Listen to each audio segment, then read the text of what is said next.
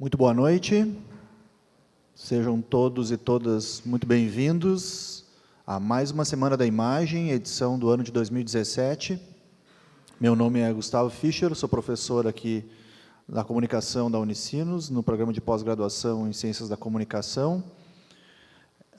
Quero agradecer muito a presença dos alunos, tanto da pós-graduação quanto da graduação, que hoje estão nos prestigiando aqui no auditório do LabTix. Esse é um laboratório implementado há pouco mais de um ano e que é fruto também de um trabalho de envolvimento da pós-graduação na busca de recursos para melhorar a infraestrutura da nossa universidade. Ele é voltado para atividades que possam articular questões de pesquisa e que possam também beneficiar todos os níveis de ensino. A Semana da Imagem é uma iniciativa bastante tradicional aqui na área da comunicação e ela é uma iniciativa que procura justamente compartilhar as questões relacionadas à pesquisa no campo da imagem. Atualmente, a Semana da Imagem é coordenada pelo grupo de pesquisa Audiovisualidades e Tecnocultura, Comunicação, Memória e Design, da qual fazem parte professores João Ladeira, Sônia Montânio, eu, Gustavo Fischer, e a professora Suzana Kilp, que é a líder do grupo no Diretório de Pesquisa CNPq. Esse grupo de pesquisa promove uma série de atividades, eventos, debates, também faz uma série de discussões com os nossos alunos de mestrado e doutorado e com parceiros também de outras instituições. Entre outras realizações, a gente produz algumas obras com as nossas pesquisas, ou então resultante de diversos eventos, como o da própria Semana da Imagem, em alguns casos, e a gente está sempre muito disponível para interagir com todos no que diz respeito a esse tipo de atividade. A Semana da Imagem, esse ano, também cumprindo a nossa tradição, ela reflete as atividades de alguns dos nossos alunos recém-formados no doutorado.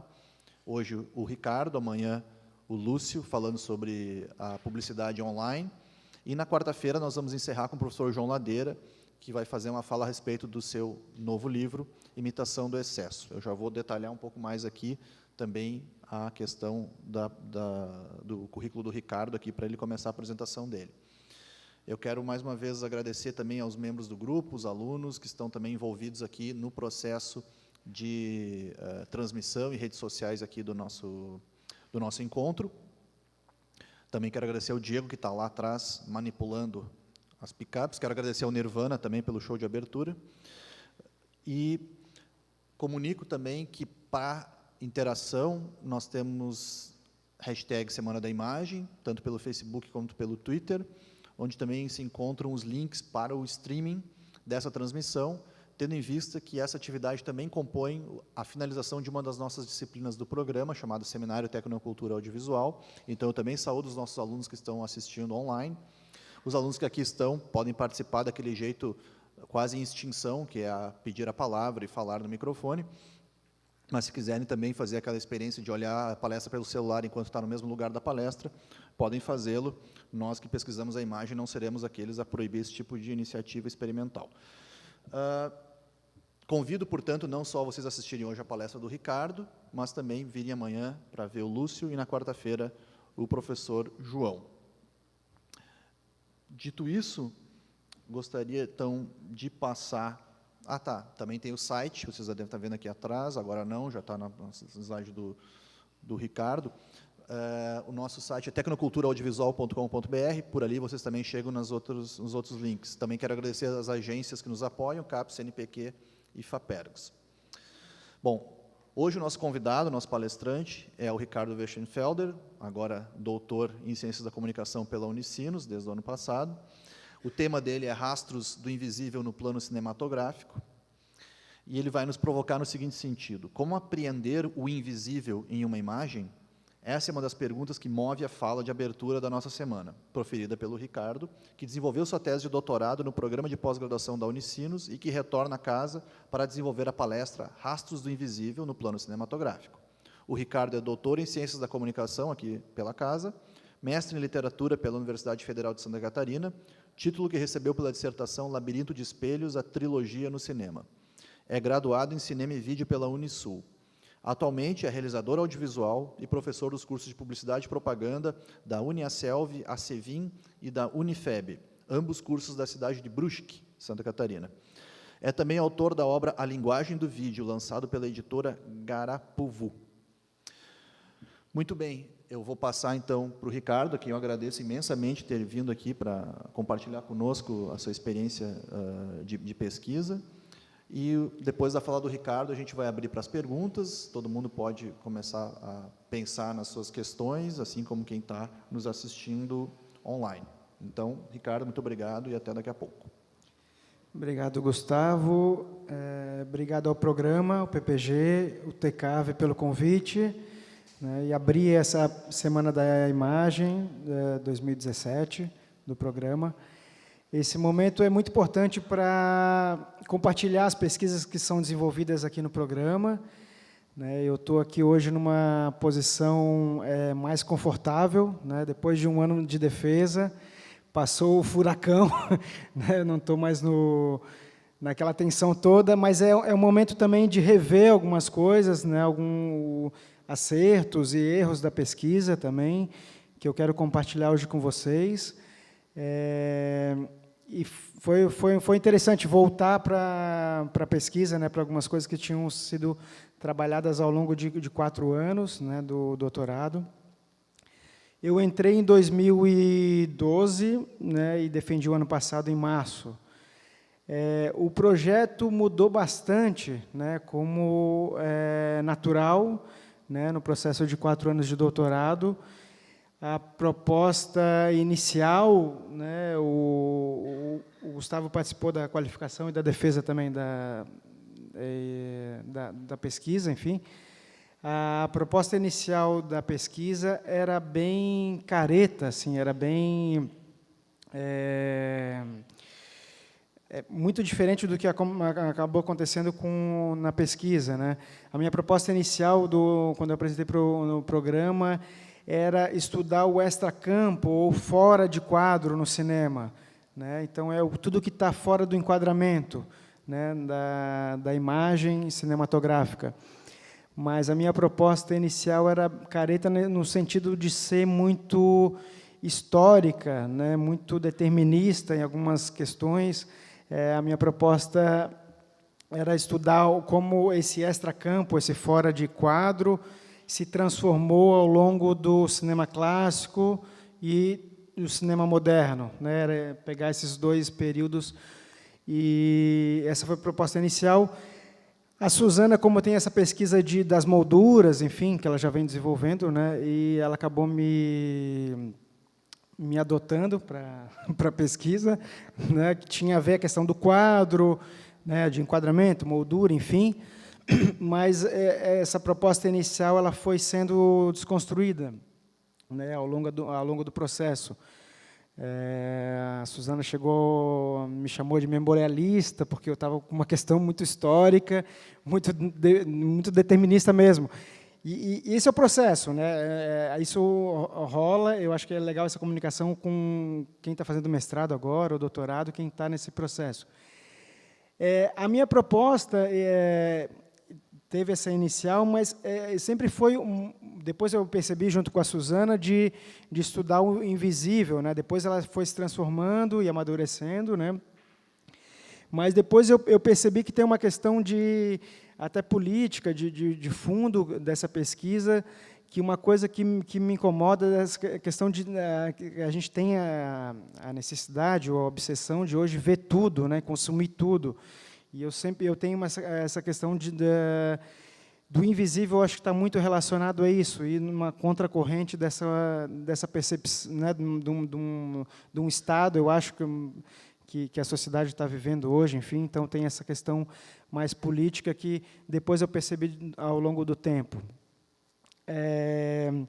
Eu trouxe a apresentação aqui, eu vou seguir, eu sintetizei bastante, assim, tá uma apresentação bem breve, para a gente, a partir desses conceitos, enfim, dessas coisas que eu trouxe, a gente vai conversando. E eu trouxe um trecho também do objeto que eu trabalhei, do filme, um trecho curto, depois a gente vai assistir. O invisível, como eu trabalhei na pesquisa de doutorado, nesses rastros do invisível no plano cinematográfico, tinha, a princípio, essa questão muito histórica, e depois eu neguei essa perspectiva mais histórica e também uma perspectiva mais técnica, né? O plano cinematográfico seria uma imagem, um som entre dois cortes, né? Tecnicamente, pensando numa noção mais técnica, seria isso, né? Uma posição de câmera, um ângulo de câmera e uma ação que se desenrola, né? Mas eu procurei quebrar, também desconstruir essa noção muito técnica. Então, o que eu trabalhei com esse invisível seria uma forma de presença da imagem do som no cinema. Tá?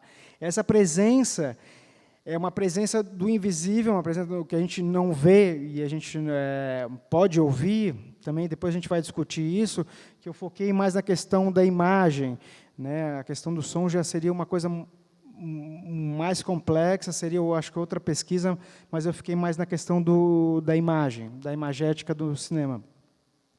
Então, essa presença ela tem a ver com alguns atores que eu trabalho, como Benjamin, né, a questão da aura, quando ele fala que a aura ele está vendo uma montanha, ele sente aquela presença daquela montanha que está distante, né, dessa imagem que vem para perto, né, que é uma sensação que o Benjamin coloca para uma percepção aurática, né, e eu trabalho essa presença dessa forma, né, isso tem a ver com rastro, também eu vou amarrar depois, e também com Gombrich, com a questão da produção de presença,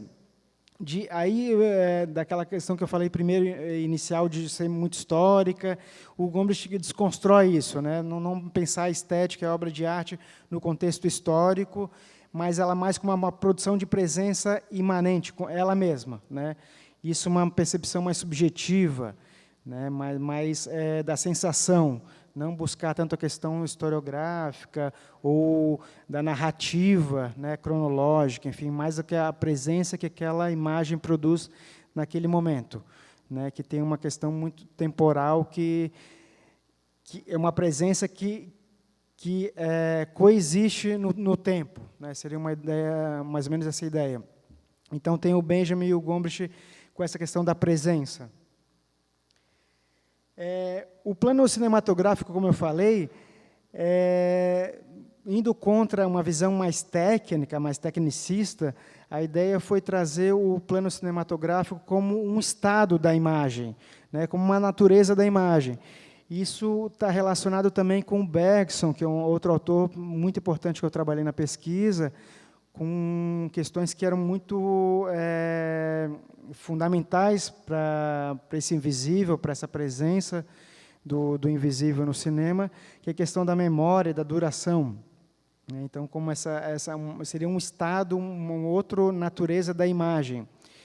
Né? Então, essa outra natureza, ou esse outro estado, seria o invisível, né? Que não necessariamente ele está sendo visto, mas ele produz uma presença para o espectador, né? Não só para o espectador, mas para o realizador, para o pesquisador também, né? Depois eu vou falar mais sobre isso, cada um tendo uma duração diferente, né, um estado diferente, tanto o realizador, o espectador e eu como pesquisador também, né, como esse objeto que eu estou pesquisando, ele tem uma duração muito própria, né, fora daquele limite da narrativa de 1h30 do filme, né, então ele produz presença, né, além daquele espaço da obra, tá?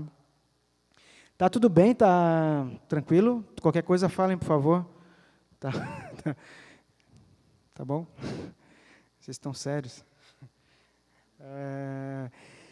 Uma coisa importante que eu trabalhei, que vem muito da pesquisa da Suzana, da minha orientadora, Suzana Kilpe, é a questão da montagem, como ela trabalha o Eisenstein também na questão das molduras, e uma coisa muito importante foi a montagem nesse processo de presença de uma imagem visível. Não uma montagem cronológica para servir a narrativa, para contar uma história, mas uma montagem dialética de imagens, que é muito próxima do pensamento da montagem do Eisenstein, né, da montagem dialética, de opor duas imagens ou dois planos, né, esses dois planos montados em sequência, eles criam um choque dialético que produz uma imagem mental para o espectador, né? Isso seria uma forma de uma imagem invisível também, né? Uma montagem metafórica, invisível ou conceitual, né, para o espectador. Isso tem a ver com a montagem dialética do Eisenstein. Mas essa montagem também, ela tem esse deslocamento dos planos, né, dessa imagem. Aí entra a questão dos rastros, como essa montagem está trabalhando imagens que a gente vê e que a gente não vê. Por exemplo, a gente vai ver uma mesma imagem de uma forma diferente, ou a gente não viu o determinado campo do cenário, ou alguma coisa que o personagem viu, que a gente não viu, né? Ou reenquadramentos na imagem. Isso seriam formas de materialização desse invisível. Depois, quando eu for falar dos conceitos, isso vai ficar mais claro para vocês. Então, essas imagens invisíveis, elas deixam rastros, né, no que a gente está vendo. Isso, a montagem, esse processo de montagem, não só do filme, mas processo de montagem do espectador também, dessa produção de presença do espectador e do pesquisador também. Então, essas imagens visíveis e invisíveis, elas são transformadas. E aí entra uma questão da memória também, de a gente trazer uma imagem que não está ali, né, que a gente não está vendo, mas tem uma presença dela através da memória. Os autores principais que eu trabalho, que eu trabalhei na pesquisa, o Walter Benjamin, nessa questão da dialética e do rastro também, que é um conceito fundamental da pesquisa. O rastro, para o Benjamin, ele está é um capítulo das passagens que ele fala que no final do século XIX, nas casas, naquele momento tem grandes avanços tecnológicos, mas ainda permanece coexistindo elementos antigos, né, arcaicos, enfim, e outros muito novos, né, como a fotografia, o cinema, a transformação da cidade, a luz elétrica, enfim. Mas na casa, o morador traz elementos do exterior, né, do público. Ele relaciona esse rastro como um rastro do público e do privado. A gente pode pensar esse rastro também do passado e do presente, naquele momento da modernidade, né? Então, essa imagem do rastro é uma imagem de limiar, de duas coisas que estão coexistindo, né, que estão no limite ali, né, do passado e o presente, dessa imagem que eu estou vendo agora no presente do filme, mas tem uma imagem, uma presença do passado, do que eu já vi, ou da minha memória, ou do meu repertório cultural e técnico, que eu sobreponho àquela imagem que eu vejo no presente. Né? O rastro é um conceito para o Walter Benjamin, que ele é o oposto da aura. A aura, naquele sentido de trazer uma coisa que está distante, o rastro é trazer uma coisa que está próximo. Tá? É algum corpo que deixou um rastro, né, uma marca, um vestígio, né, tem um vestígio no presente, naquele momento que o Walter Benjamin estava pensando, de coisas do século XIX, enfim, do século XVIII, que permaneciam coexistindo, né, vestígios naquele momento altamente tecnológico. Né, então, dois tempos coexistindo. Né, então, tem marcas do passado no presente, como hoje também. Né, então, seria uma marca de um corpo que já passou, mas ele está ali. Né, existe alguma presença dele naquele momento do presente. Outro autor muito importante é o Bergson, na questão da memória e da duração, que é muito importante na questão dessa imagem visível, como uma duração do passado no presente. Né, para o Bergson, a nossa percepção já está muito impregnada, é passado. Né, quando eu estou falando aqui, isso já é passado, já está passando. Né, o presente a gente não consegue aprender o presente, ele sempre está passando. O presente seria um estado do passado. Então, a nossa percepção está muito impregnada, muito carregada de passado. Então, o que a gente vê já seria um rastro, né? Então, nossa percepção já é uma memória de... O nosso presente já seria, uma certa forma, no pensamento do Bergson, um rastro do passado, né? Uma marca do passado, o passado já passando, né? É isso, né? O Aumont, outro autor muito importante, talvez o autor que mais trabalhou a questão do quadro, do fora de quadro, né? No livro O Olho Interminável, que ele relaciona a pintura e o cinema. Eu utilizei bastante esse livro, e usei bastante na referência bibliográfica, principalmente bastante os estudos do Jacques Aumont, da ideia dos quadros, quadro-objeto, quadro-moldura, enfim, ele tem umas classificações dos quadros, e a pesquisa também dele do fora de quadro, ou fora de campo, que é o que está fora do enquadramento. Tá? A Susana Kilpe, minha orientadora, eu trouxe algumas coisas da metodologia das molduras, para mim a metodologia do invisível, que depois eu vou falar, mais o método de análise, né, da metodologia da Susana.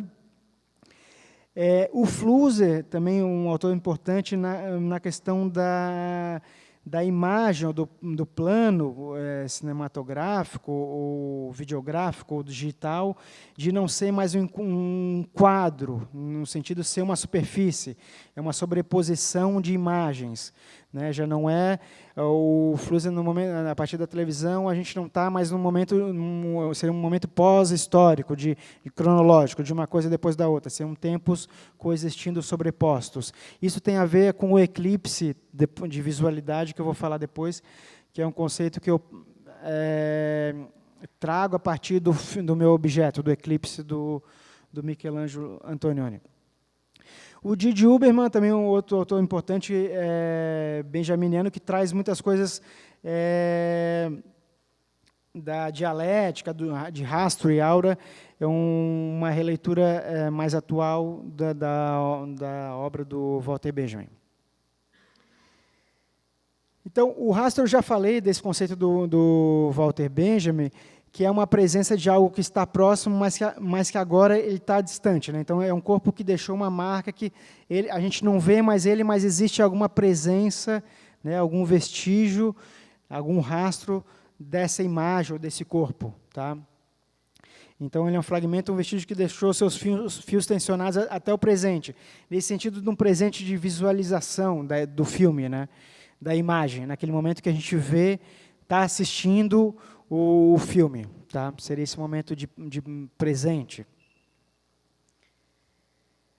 O objeto da pesquisa foi o Eclipse do Michelangelo Antonioni, é um filme de 1962, que eu já tinha trabalhado ele na minha pesquisa de mestrado sobre as trilogias no cinema, que esse faz parte de uma trilogia da incomunicabilidade, né, o Eclipse, a Noite e a Aventura, do Antonioni. No mestrado eu trabalhei mais análise do discurso, era outra pegada, enfim, outra parada, mas eu trouxe esse filme, né, para ser o meu objeto, que levou um tempo. Essa questão de definir o objeto é muito difícil. Isso foi depois da qualificação, até as primeiras análises que eu fiz, elas estão na tese. Foi uma sugestão da Susana de trazer esses rastros da pesquisa também para dentro do texto, né, da redação da pesquisa. Então, na tese tem as primeiras análises que eu fiz, que eram de outros filmes. Né? Tem um filme do Godard, tem um filme do Haneke, tem... O outro filme não lembro bem, mas eram 3 outros filmes que eles persistiram, né, eles duraram até ali a qualificação, depois a gente definiu como Eclipse, que foi uma sacada da Susana, na qualificação, estava aquela indefinição do que seria o objeto. Ela falou, mas tu sempre falou desse filme, né, dessas imagens.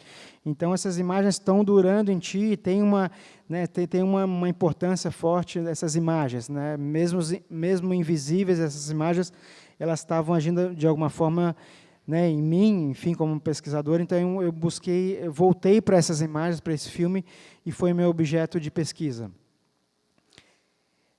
Eu vou colocar um trecho aqui do filme, que é os últimos minutos do filme. Alguém já assistiu esse filme? Lembra desse filme, do Eclipse do Antonioni?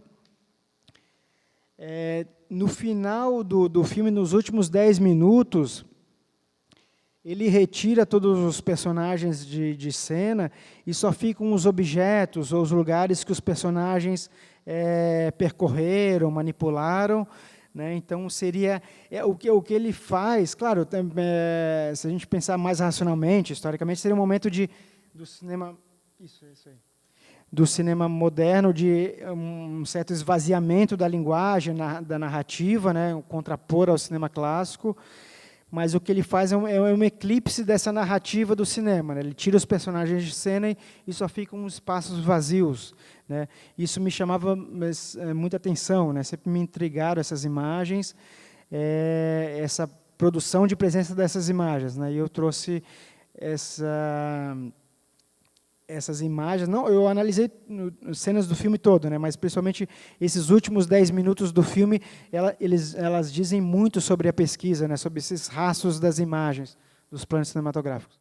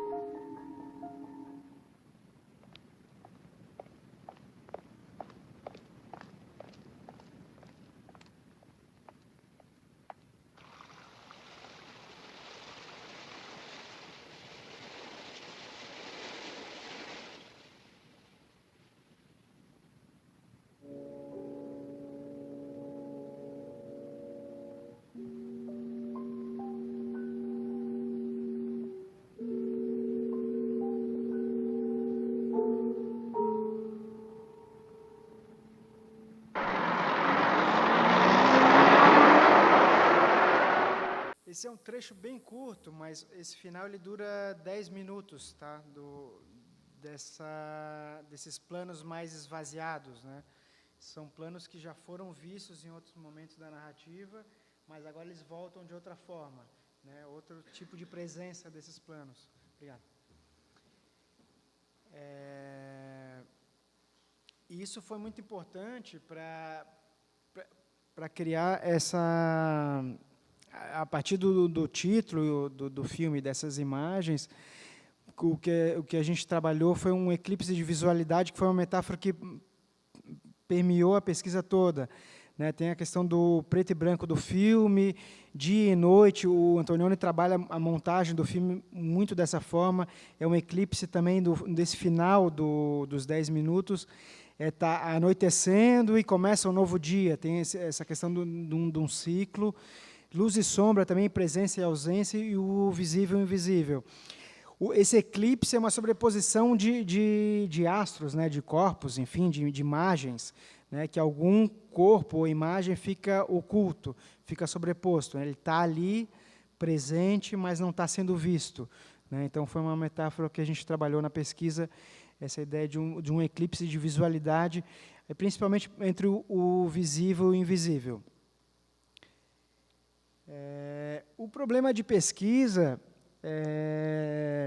que ficou formulado dessa forma é como funciona no cinema a dialética entre a presença e a ausência, que é compartilhada no tempo entre as imagens em movimento e o espectador, né? Esse foi meu problema de pesquisa, que leva um tempo para a gente chegar a isso, né? Mas ele ficou formulado dessa forma. Na questão da montagem, na questão da memória, né, nessa memória como imagens invisíveis, imagens que não estão presentes ali no momento de visualização do filme, né, de exibição, no momento de exibição do filme mesmo, no momento que o espectador assiste o filme, né. Eu vou falar agora dos meus conceitos que a gente criou na pesquisa, que eu chamei de conceitos, constelações, que são uma ideia do Walter Benjamin, de também não ser imagens cronológicas, e elas se relacionam de forma, em uma configuração de constelação, de brilho. Uma tem um pouco mais de brilho, outra menos, e elas se relacionam mutuamente, né? Então, isso tem a ver com a questão do tempo, de coexistência do tempo, de sobreposições também. Não é uma imagem depois da outra, que era uma ideia de desconstruir essa questão mais narratológica, né? De narrativa, de espaço, né? Sempre pensar a montagem como uma questão mais temporal, né? E essa questão da constelação ajuda nesse sentido. Eu trabalhei com principalmente 4 conceitos na tese, que estão relacionados a esse invisível, essa presença do invisível. O primeiro deles é olhos ausentes. Nesse sentido de constelação, eles também se relacionam a esses conceitos e até se contrapõem, né, entram em confronto também, como é próprio das imagens dialéticas, né, no sentido do benjaminiano.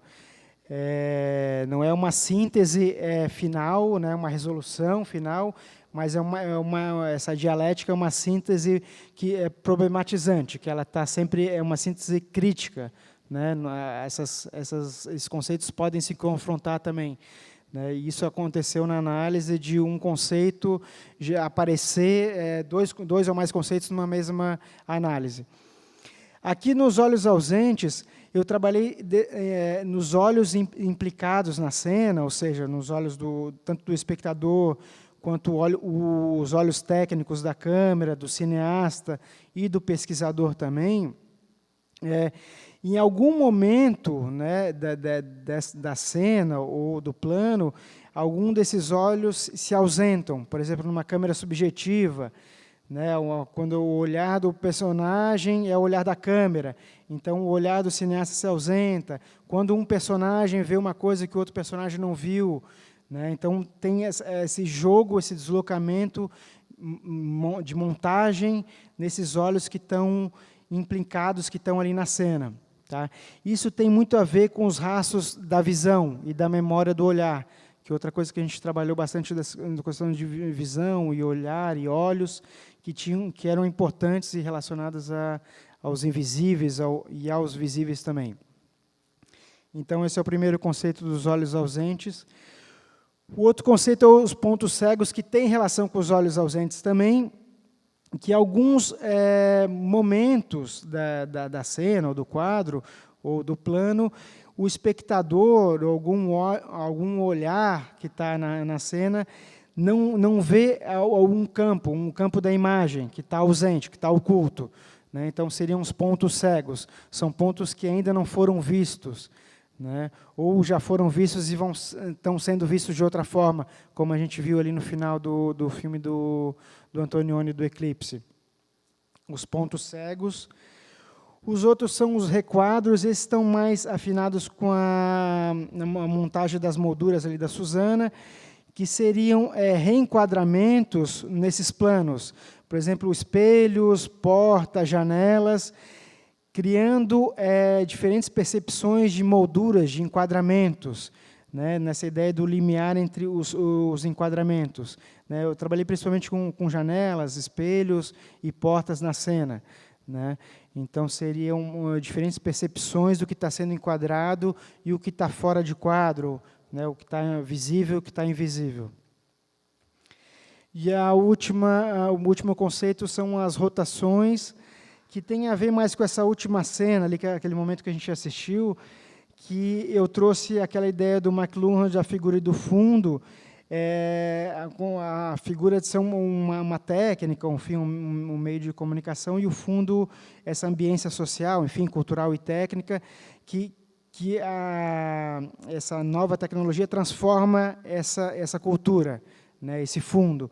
E aqui, nesse momento, tem isso, de que estava de fundo, né, que a gente não viu bem, ou viu de forma oculta, né, invisível, ela ganha o primeiro plano, né, ela se torna figura, né, uma mudança da perspectiva da figura e do fundo, né. Então, seria uma ideia de uma rotação dessa figura e do fundo, também trazendo essa ideia do eclipse, dos astros, de imagens e corpos que estão em movimento, né, que estão em processo de montagem. Principalmente, eu analisei para esse conceito esse último trecho do filme.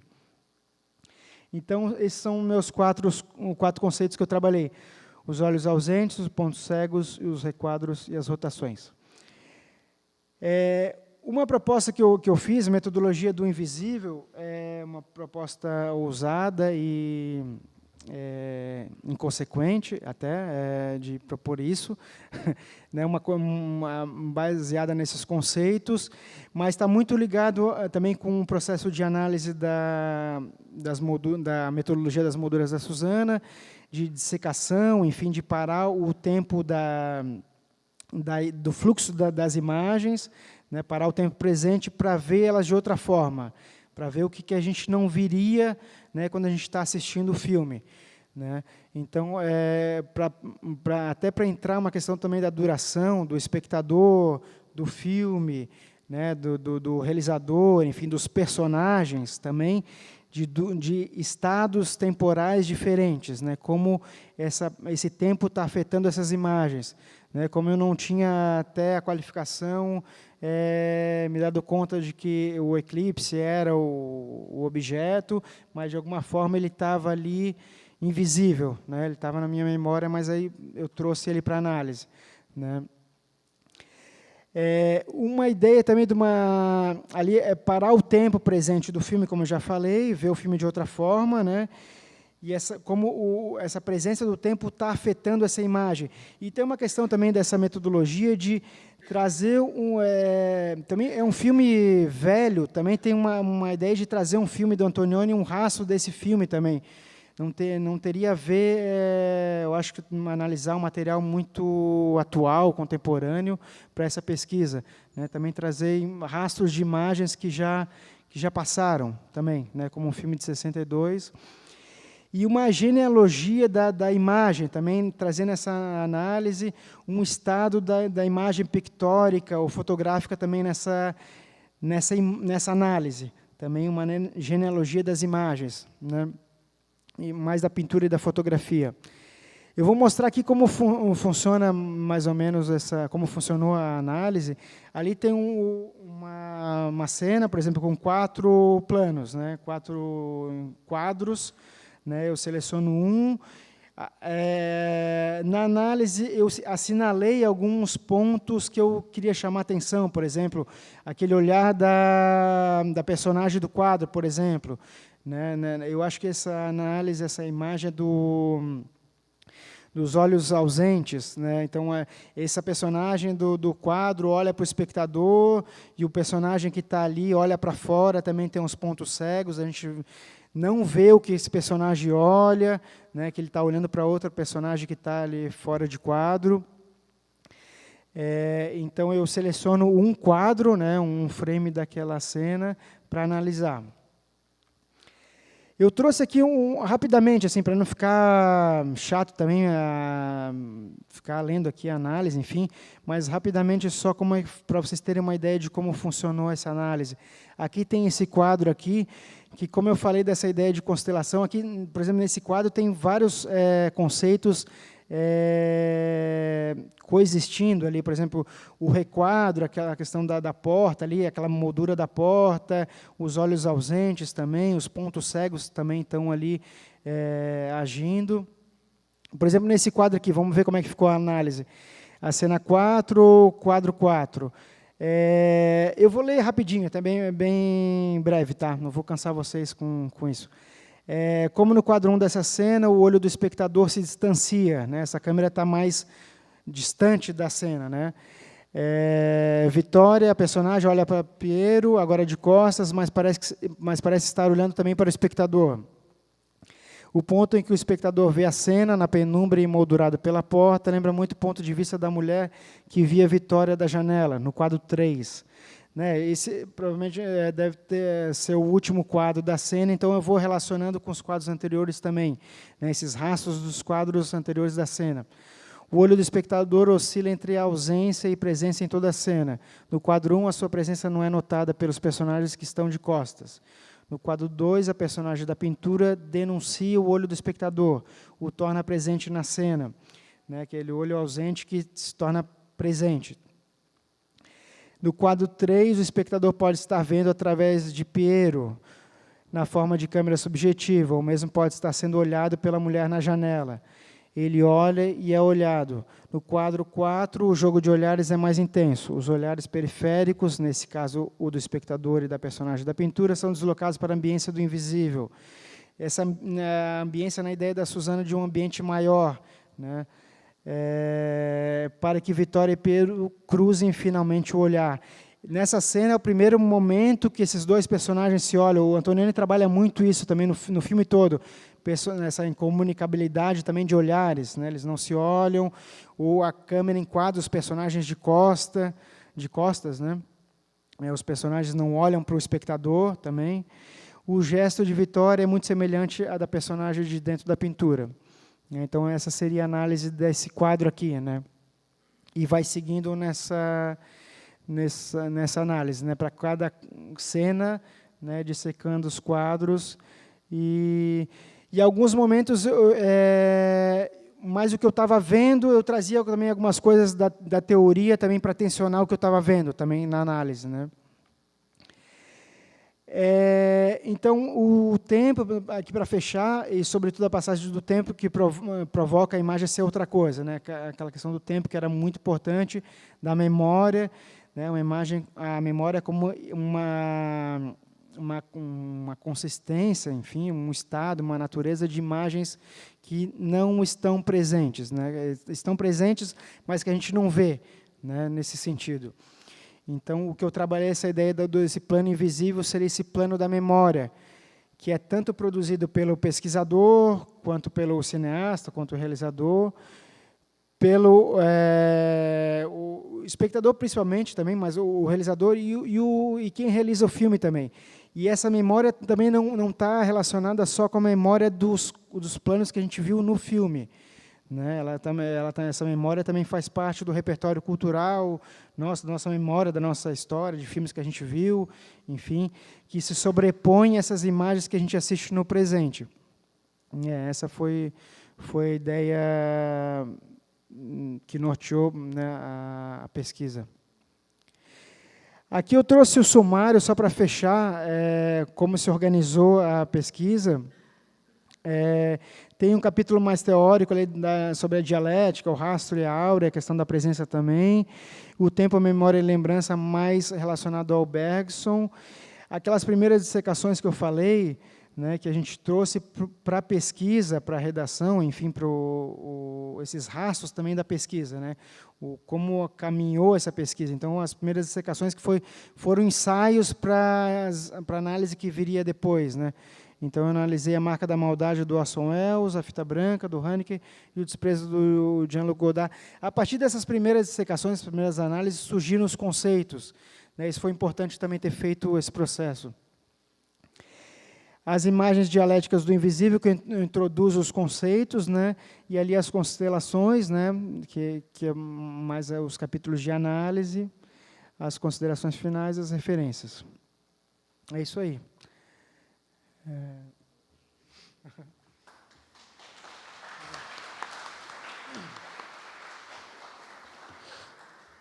Obrigado, Ricardo. Se tu achou que a tua banca foi complicada, agora sim vem o verdadeiro teste. Bom, como eu falei no início, agora a gente faz uma rodada de perguntas, comentários, tanto aqui quanto nas interfaces aí que também nos assistem. Por favor, a palavra está à disposição, o microfone está aqui. Don't be shy. Thiago. Bom, nem preciso te pedir para não ser tímido, né?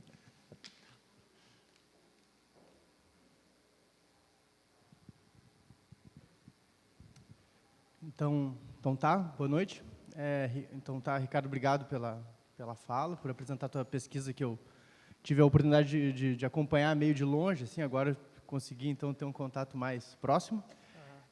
A minha pergunta, é claro, ela acaba interessando aos meus próprios interesses, né, dos materiais que eu pesquiso.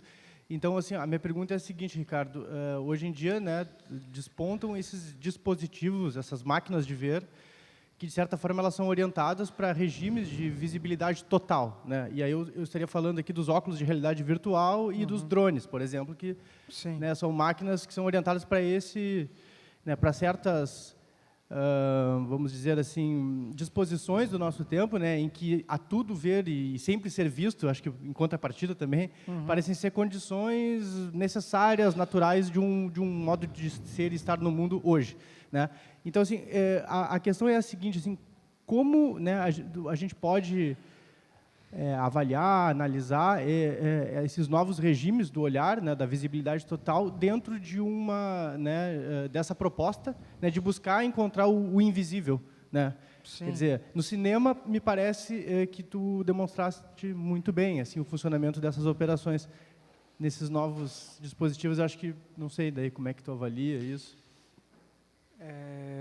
Bem, eu não tenho tanto contato com essas, enfim, novas máquinas de imagem, enfim, como pesquisador, enfim, como uma afecção mesmo, né? Não me chama muita atenção, né? Eu tenho essa tendência de buscar coisas mais antigas, né?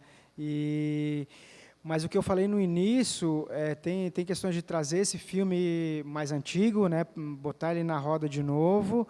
Essa questão política que eu falei, que talvez ela atravessa a pesquisa, né, mas não está explícita, né, dessa questão de a gente estar no momento de ver tudo, né, como tu falou, né, esses novos dispositivos, o drone, né, de chegar, sobrevoar e chegar lá, né, quase uma imagem.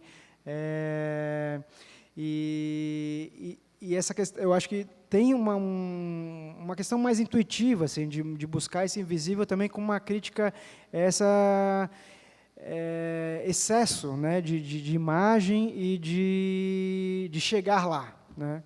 Então, talvez nem tudo chega, né? A gente não vê muita coisa e eu acho isso me interessa, né? Como pesquisador e como realizador também, acho que com meus projetos eu tento usar isso também bastante, de trabalhar com o que não está sendo visto, né? Tem um pouco disso, a pesquisa e também a produção e a criação, né? Nesses dois sentidos, são criações e invenções nos dois sentidos, né? Mas eu não sei, Tiago, assim, é difícil essa tua pergunta, eu acho que tu, né, eu não tenho tanto intimidade com esses materiais novos, mas assim, novos, que medida novos, né? Mas sei lá, é difícil, desculpa não poder não te responder, mas eu acho que há uma tendência de querer ver tudo, né, de chegar mais próximo possível e invadir, né, esse visível, de certa forma, né? E eu acho que o que eu trouxe talvez seja uma coisa meio romântica, meio de trazer esse invisível, mas talvez uma coisa que é bem intuitiva mesmo, talvez da minha percepção das coisas, e eu me dei conta disso, talvez essa crítica que estava bem de fundo ali da pesquisa muito tarde, talvez. Né, a Suzana me deu, agora que tu sacou isso, então tu devia ter... Eu botei isso na conclusão, né, e ela, agora tu pareceu com isso na conclusão, né, então, que é uma coisa que não tinha aparecido antes, mas eu acho que foi importante naquele momento. Mas, Tiago, desculpa, eu não sei como... eu acho que tu está mais próximo desses materiais, enfim... Não sei. Talvez... Tranquilo, Ricardo. Tu não está na banca mais. Mas, não, eu acho que, enfim, né, tua pesquisa mesmo mostra, né, a gente, sei lá, quando a gente mostra alguma coisa, quanto mais se busca mostrar as coisas, eu acho que o fora de quadro ele sempre vai existir, né? Sim. É uma ilusão, né? De que tu mesmo falou, né? De que mostrar tudo é possível, né? Quer dizer, há sempre um deslocamento desse fora de quadro. Exato. Quer dizer, aquele que tudo, a pessoa que se mostra muito, enfim, nas redes sociais, né? Há um fora de quadro ali, claro, que é intuído pela memória dos espectadores, né? Beleza. Isso aí.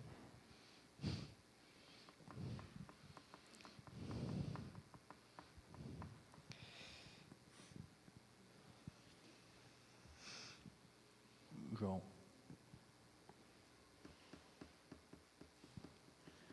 E aí, Ricardo, tudo bem? Nos reencontramos, enfim, é sempre um prazer. Então, vamos falar sobre cinema, enfim. Tem uma coisa curiosa no cinema que eu acho que nós concordamos em relação a isso, que ele é mais interessante e mais potente quando ele se livra dessa obrigação de meramente contar uma história, de representar alguma coisa que a gente possa ver diretamente frente aos nossos olhos e que seja mais ou menos parecido com o real, quem sabe até idêntico ou suficientemente idêntico para a gente ficar feliz e tal, de que a gente está se identificando alguma coisa que a gente imagina que exista nesse lugar estranho, que é o mundo real. Você usou vários filmes, que são filmes clássicos, enfim, sobre os quais muitas coisas foram ditas sobre eles, enfim. Mas eu queria, de uma certa maneira, tentar conversar com você em relação a alguns filmes mais recentes, que, de uma certa maneira, eu tenho a sensação que utilizam de uma série de ideias que estão colocadas por esses fundadores do cinema moderno, enfim, Antonioni certamente é um desses personagens, mas que retomam, de uma certa maneira, algumas preocupações, enfim, para perguntar para você, enfim, se, na sua opinião, quais seriam os outros filmes contemporâneos que, de uma certa maneira, dialogam com essa possibilidade. Deixa eu dar um exemplo do que eu quero dizer, assim, um filme excepcional como O Som ao Redor, do Kleber Mendonça. Um filme espetacular, que, de uma certa maneira, você passa todo ele do começo ao fim fora daquilo que você vê. Enfim, você assiste durante 1h50 sobre uma série de encontros, enfim, aquele casal que namora, aquele senhor de terras que, de repente, se encontra em Recife, aqueles seguranças que passam despercebidos ao longo do filme inteiro, e você descobre no fim do filme que o filme é sobre eles, e tudo aquilo que aconteceu dentro do filme, na verdade, é irrelevante, existe alguma coisa que ocorre fora do filme, que é uma tensão guardada, enfim, que todos nós compreendemos, porque todos nós, de uma certa maneira, somos brasileiros, vivemos em grandes cidades, enfim, conhecemos, de uma certa forma, quais são as dinâmicas que estão passando por ali, e que permite a todos entender claramente o que está acontecendo. É curioso, enfim, é um mecanismo eminentemente cinematográfico, é uma história que, em última instância, não poderia ser contada por nenhum outro meio. O Moonlight, por exemplo, o filme que ganhou, mas por pouco quase não ganhou o Oscar, enfim, um filme do qual a gente espera o tempo todo uma explosão de violência, porque é isso, de uma certa maneira, que os filmes de crime são, e ele é claramente dividido em duas partes, enfim, uma parte afetuosa, enfim, que tem a ver com amor, que seria o contrário do filme de crime, e uma parte que não acontece, que tem a ver com esses momentos, enfim, que não são pautados pelo encontro, que de uma certa maneira é o encontro do amor. Enfim, o carro, o momento em que o traficante mais velho vende drogas, enfim, é curioso. É um filme que, de uma certa maneira, se pauta todo por uma dualidade entre alguma coisa que a gente vê o tempo todo e alguma coisa e uma tensão que existe por conta daquilo, em grande parte motivada por as lembranças todas em relação a todos os outros filmes de crime que permeiam a nossa memória e a história de amor que, de uma certa maneira, nós vemos. Enfim, mais uma vez, um mecanismo intrinsecamente cinematográfico. Quais outros filmes, de uma certa maneira, na sua opinião, se a gente fosse, de uma certa forma, tentar trazer as perspectivas que você trouxe, também poderiam ser analisados por essa chave? Se a gente poderia, de uma certa forma, nesse nosso curto espaço, compartilhar algumas interpretações sobre o cinema que está sendo feito, de uma certa forma, agora, nesse momento? Como tu falou, João, talvez o cinema clássico, né, tem essa preocupação mais com a representação, né, com o espaço, né, com a identificação. O Antonioni, naquele momento, era pertinente desconstruir isso, né, o espaço, a representação. Por isso que ele faz esse esvaziamento da linguagem, né. Eu acho que esses conceitos que eu proponho, talvez a contribuição da pesquisa pode ser aplicado para qualquer tipo de material nesse sentido, né? Como o Tiago falou, desses novos dispositivos, ou de filmes mais contemporâneos, né? A gente pode pensar esses olhos ausentes, requadros, rotações, enfim, os pontos cegos. Tu falou ao som ao redor, né, do Kleber Mendonça, que o som ao redor que tem muito disso, até no título, né, esse som e muitas imagens também que estão ao redor dos personagens, né, que estão fora de quadro, né, que tem uma questão até ancestral da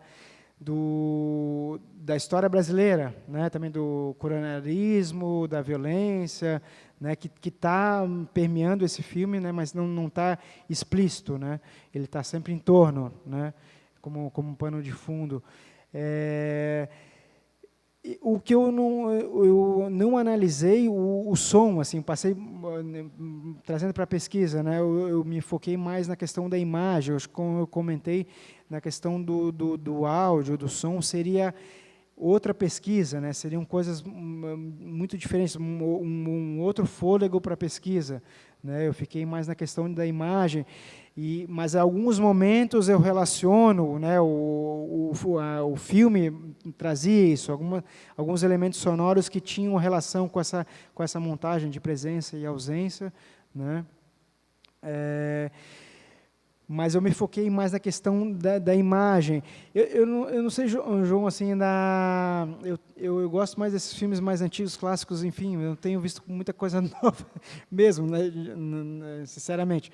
Mas eu acho que esses conceitos eles podem ser aplicados para qualquer filme de qualquer período, né? Eu acho que talvez essa contribuição desses conceitos sejam essas, né? De qualquer tipo de material. Enfim, claro, eu tenho mais afinidade com e ligação com o cinema, enfim, por isso que eu trouxe esse material, né, esse objeto para análise. Mas eu acho que eles funcionariam em diferentes perspectivas e diferentes materiais de análise.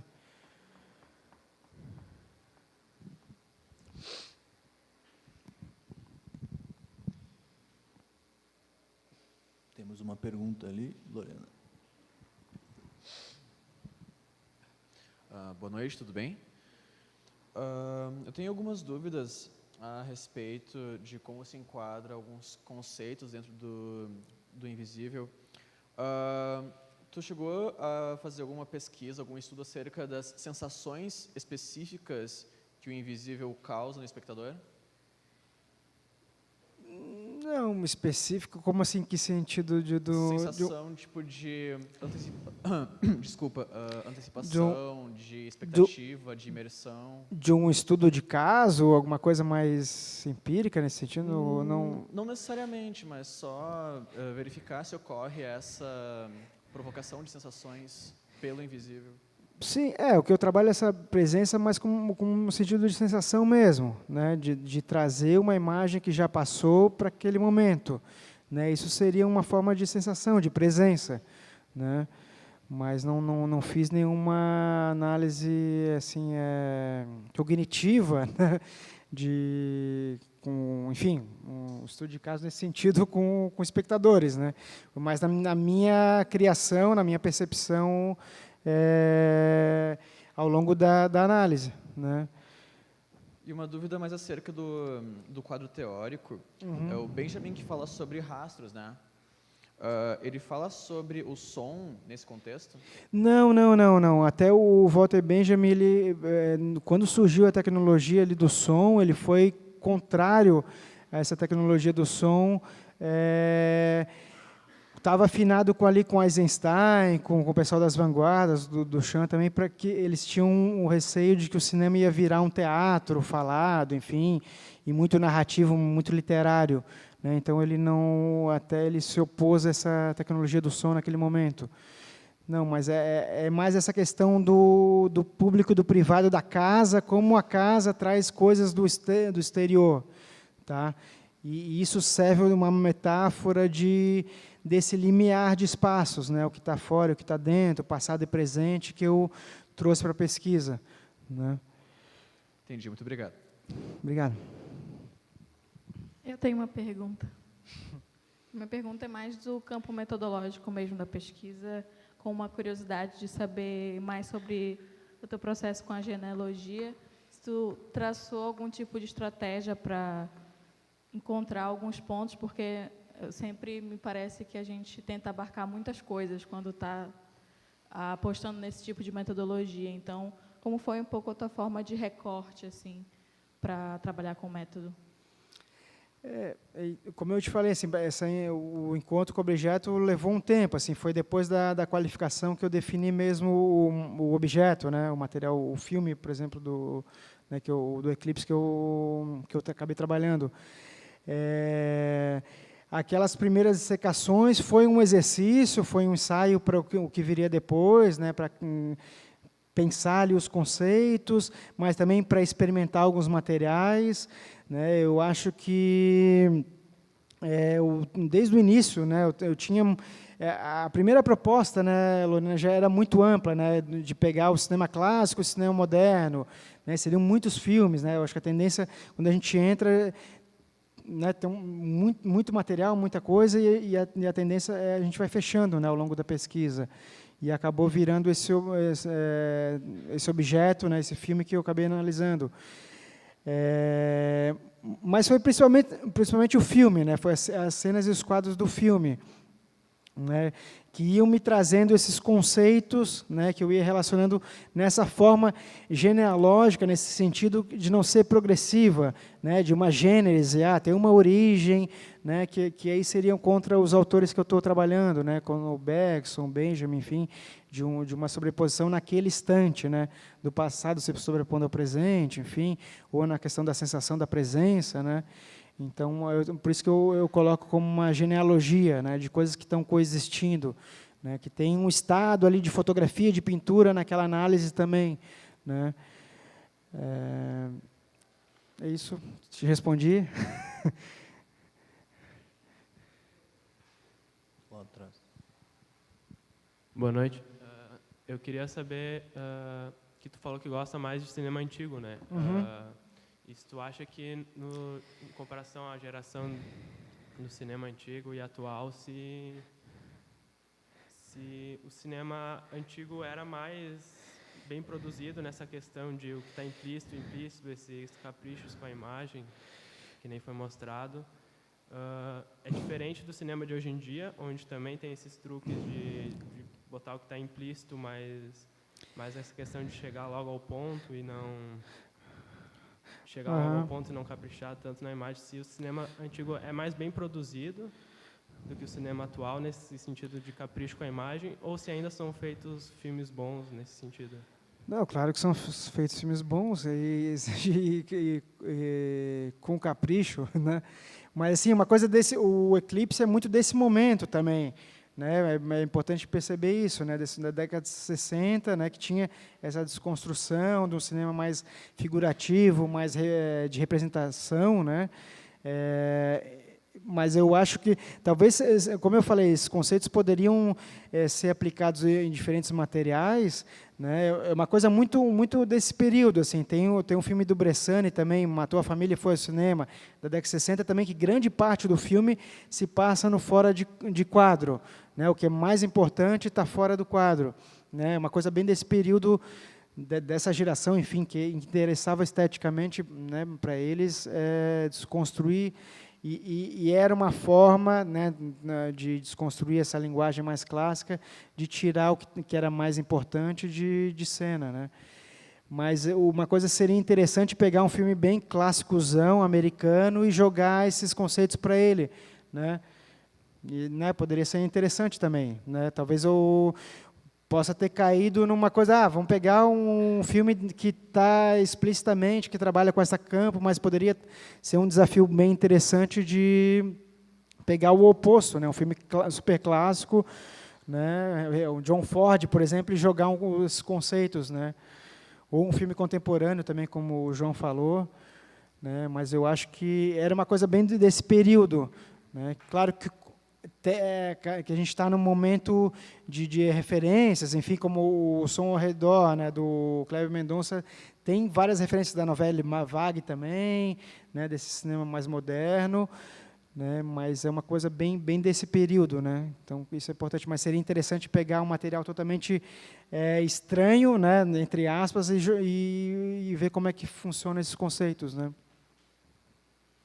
Mas tem muitos filmes bons sendo produzidos. Sim. Uhum. Opa. Cara, em primeiro lugar, assim, eu curti muito a palestra, porque ela é interessante por si e também porque, sei lá, para um cara do mestrado é uma revisão de conteúdo muito boa, assim. E tu tocou num assunto agora que eu já estava pensando enquanto estava palestrando, sabe? Que é uma pergunta que eu queria fazer, e aí, quando tu tocou no assunto eu resolvi fazer, que é o teu método, por exemplo, de análise, ele se adequa bem aos teus objetos, né? Por exemplo, Eisenstein, ele é um cara que ele é a favor da montagem mais em descontinuidade, ele não curte aquela montagem hollywoodiana, é mais a questão do choque.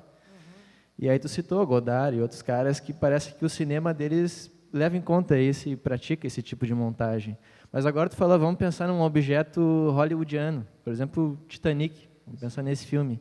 Tu acha que esse tipo de autor ou esse tipo de abordagem metodológica rende numa análise de um filme como esse, assim, com um filme bem hollywoodiano, assim, Titanic, Avatar, por exemplo? Como é que tu abordaria, a partir desse referencial teórico, um filme como esse, assim, que eu citei?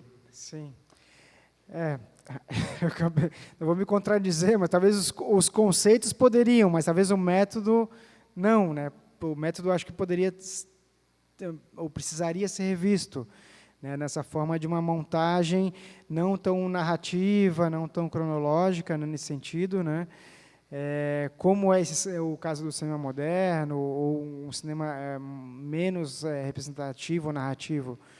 Né, mas eu acho que seria interessante ver como funcionaria mesmo. Talvez eu acho que os conceitos poderiam ser aplicados, mas talvez a questão mais da metodologia ali poderia ser revista. Né? Como essa montagem, que é outra forma de montagem para o espectador também. Né? Não é tanto, é mais figurativo, né? Não é jogar tanto com a imagem visível, com essa imagem mental ou da memória, nesse sentido. Né? Eu acho que talvez teria uma limitação, mas teria que ser adaptado mais a questão do método, né, de análise. Agora eu vou ingressar aqui com algumas questões que estão vindo de alguns alunos nossos lá da região de Governador Valadares, Minas Gerais. São alunos de doutorado agora no primeiro ano. Vou encaminhar que são 3 questões, tá? E acho que dizem respeito um pouco também a esse processo de compreensão do teu papel como esse pesquisador/espectador se afetando na experiência da pesquisa, né? A memória do espectador é a tua, de alguma forma, né, nesse processo. O Thiago pergunta sobre... Ele comenta o tema da pesquisa dele, que é trabalhar com imagens de vídeo monitoramento no território da Cracolândia, situada na região do mercado municipal, na cidade do Governador Valadares. Então, tem um programa que eu acho que é televisivo, que passa essas imagens de monitoramento. Gostaria de realizar um estudo comparando esse território vídeo monitorado com outra Cracolândia que não é abrangida por tal vídeo monitoramento.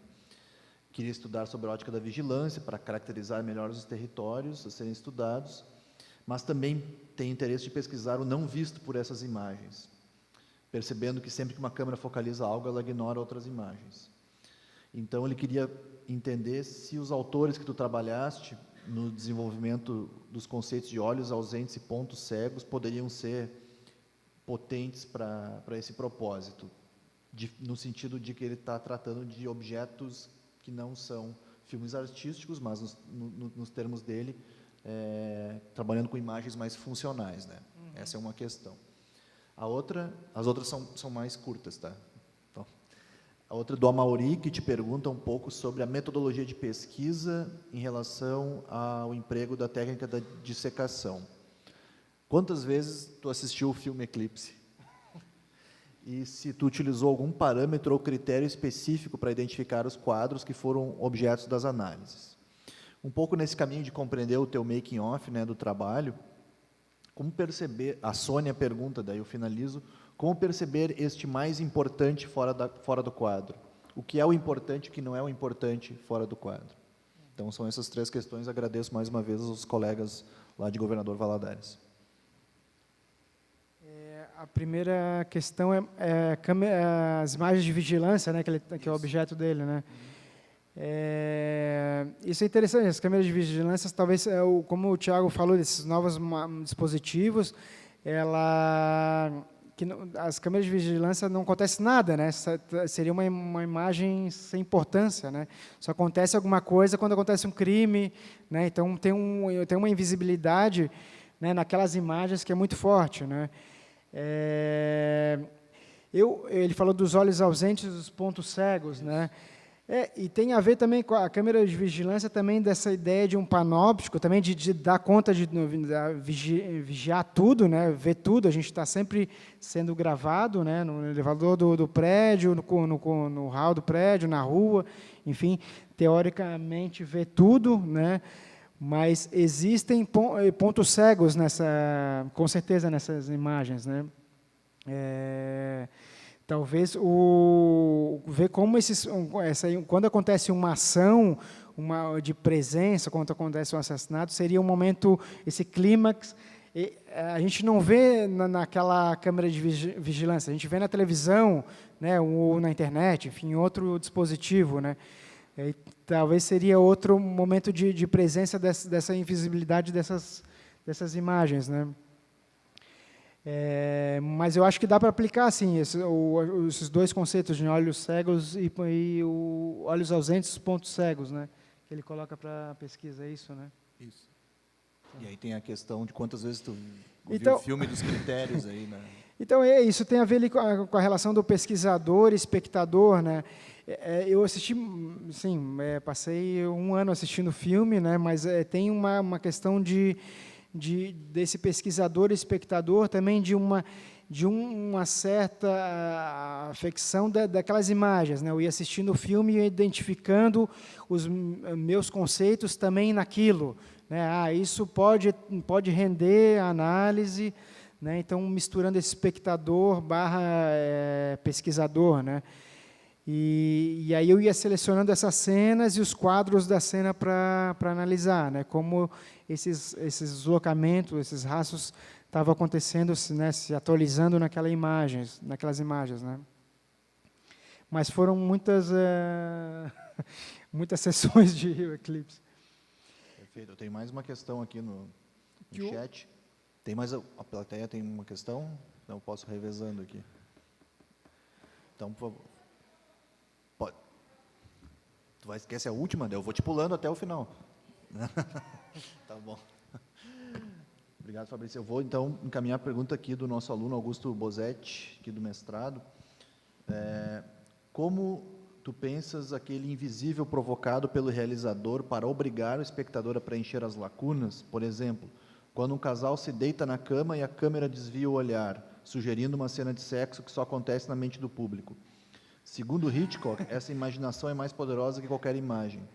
Tarantino usa isso em Cães de Aluguel, quando o personagem corta a orelha de outro durante o interrogatório, tudo que vemos é uma parede da sala. Aham.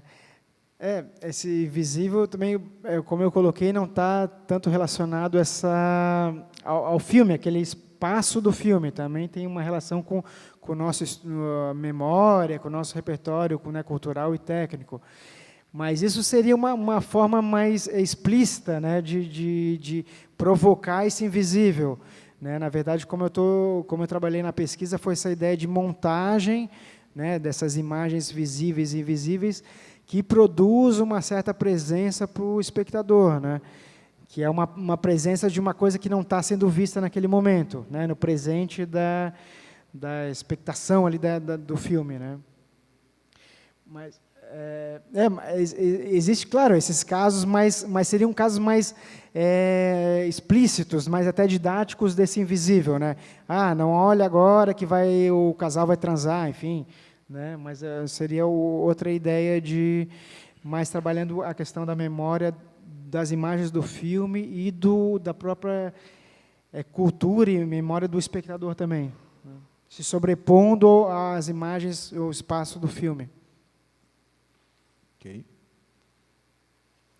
Acho que agora é tu, Fabrícia. Não sei se vai ser a última, mas... Oi, Ricardo, tudo bem? Então, eu acho super interessante a tua pesquisa sobre o invisível e tem uma coisa que eu acho muito curiosa, é que você é realizador audiovisual e o seu objeto é o cinema. Então, eu fico me perguntando como aconteceu o teu esforço de desnaturalização do olhar em relação a essas imagens. Porque, até o momento da tese, tu via o cinema de determinada forma, a partir da realização audiovisual, a partir da tua perspectiva como profissional de construção das imagens. Então, eu me pergunto como ocorreu essa desnaturalização do olhar durante o processo de realização da tua pesquisa e como tu descobriu esses conceitos, já que esses conceitos de pontos cegos, rotações, requadros, enfim, foram os que te ajudaram a dar a ver o invisível nesses planos. E a minha segunda pergunta tem a ver com essa, que é se essa desnaturalização, de alguma forma, impactou o teu trabalho como realizador audiovisual. Se em algum momento agora, depois da tese, tu fazendo algum filme, algum vídeo, isso te impactou, tu pensou de uma forma diferente, tu teve vontade de, sei lá, de produzir o invisível também nas tuas realizações audiovisuais?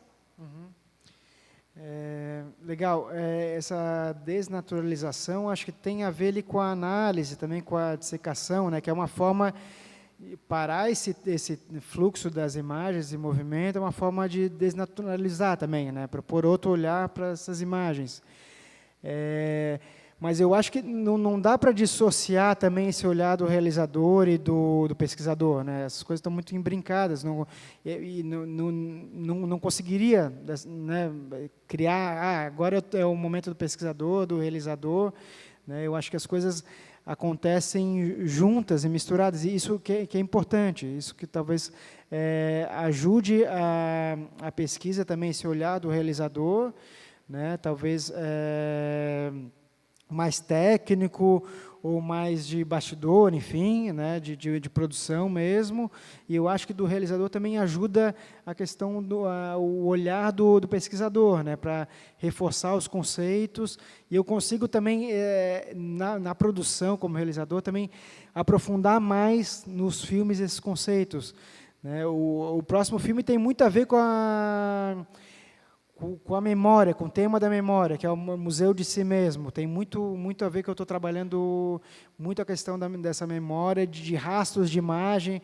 Eu quero trabalhar muito com fusão de imagens, uma imagem se brincando na outra, né? Essa é uma imagem mais abstrata, né? Que tem a ver ali com as imagens do Antonioni também, que esse passado e esse presente estão se misturando.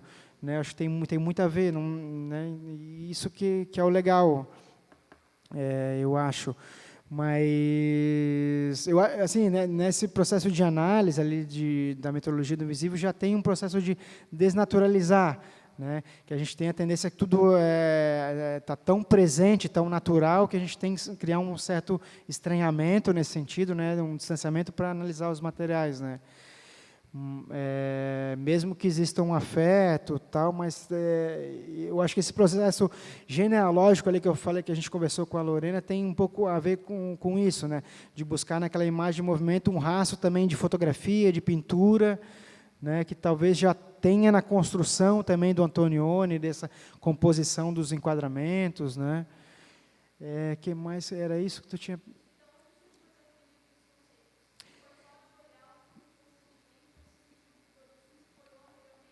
Não, os conceitos foram surgindo. Os olhos ausentes surgiram na disciplina do Gustavo. Surgiu durante a aula, mas algumas, e depois foram os olhos ausentes, depois os pontos cegos também foram surgindo ao longo das disciplinas, enfim, ao longo da pesquisa. Mas também assistindo esse material também iam surgindo, relacionando esses conceitos também, né? Eles iam se aparecendo mutuamente, né? Mas foi um processo assim aos poucos de criação, de invenção desses conceitos, né? E aí esses conceitos também puxam teorias, enfim, como no caso do rotação, aí a ideia do McLuhan, da figura e do fundo, né?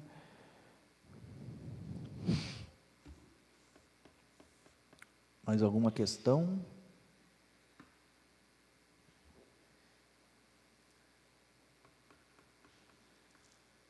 Fabrício.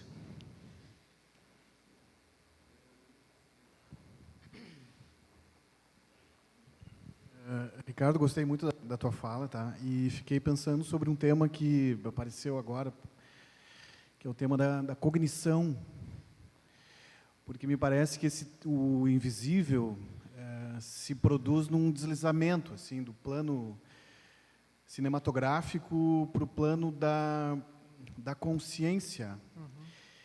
E me parece que ele ocorre mais aí, né? Nesse lugar até, mais como um fato psíquico do que como um fato cinematográfico, vamos dizer assim, embora essas coisas estejam bem imbricadas, assim. E eu queria te ouvir um pouco sobre isso, assim, até que ponto isso foi discutido, se teu trabalho aponta para isso, no sentido de pensar um cinema como uma tecnologia psíquica. Sim. Não, tem tudo a ver, eu acho que a questão da persistência da retina, por exemplo, né, que é a questão cognitiva do cinema, né, que a gente percebe o rastro de imagem, né, as imagens passam tão rápidas, né, que existe uma sobreposição de imagens, né, que é tão rápido que a retina não dá conta, que é processado na consciência, né, seria uma forma de percepção cinematográfica, né. E não é por acaso que o Bergson começa a pensar também isso naquele momento, né. Então tem muito a ver essa consciência do cinema, né, como a forma que a gente percebe o mundo e a estrutura cinematográfica, o fluxo das imagens cinematográficas como uma alegoria dessa percepção, né, cognitiva, né. Isso a gente trabalhou, assim, eu trago essa ideia da persistência da retina, né, relacionada ao Bergson, tem a ver também com o Benjamin, né, nessa questão da sensação que a gente falou, é cognitiva nesse sentido, né, total, né, não tá, produzida na consciência, né, uma consciência do espectador, né, e também do pesquisador, né. Então a percepção, né, do Bergson que a gente percebe já é passado nesse fluxo de imagens do cinema também é mais ou menos a mesma estrutura de pensamento, né, entre aspas, né. Eles funcionam da mesma forma, né. São duas alegorias, né, para esse fluxo de percepção e cognição. Eu te respondi? Tá. Desculpe se eu não respondi com muita profundidade, enfim. Desculpe. Pessoal, mais questões, comentários? Milton não quer perguntar? Tá bom. O professor Milton Prado é coordenador do curso de Realização Audiovisual aqui da Unicinos. Já agradeço bastante a presença aqui prestigiando aqui o evento. Ricardo, quer dizer mais alguma coisa? Não, é isso. Para mim foi um processo também de voltar essas imagens, essa pesquisa também que estava engavetado assim, praticamente um ano depois da defesa. E agradeço novamente o convite, Gustavo e João, o TECAV, o programa para abrir essa semana.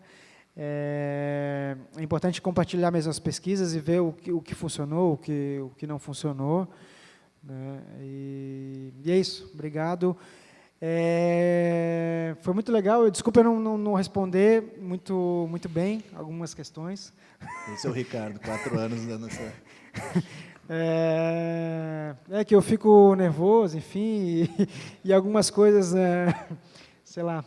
O debate rolou muito bom, rolou de maneira muito Obrigado, valeu. Satisfatória.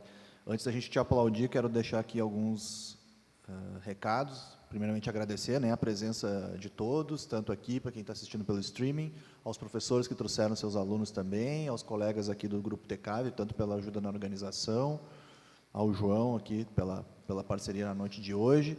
Amanhã o João vai estar aqui na mesa conduzindo as pick-ups, junto com o Lúcio, que é o nosso outro ex-aluno, foi colega do Ricardo no doutorado, trabalhando na pesquisa dele das escavações publicitárias no YouTube.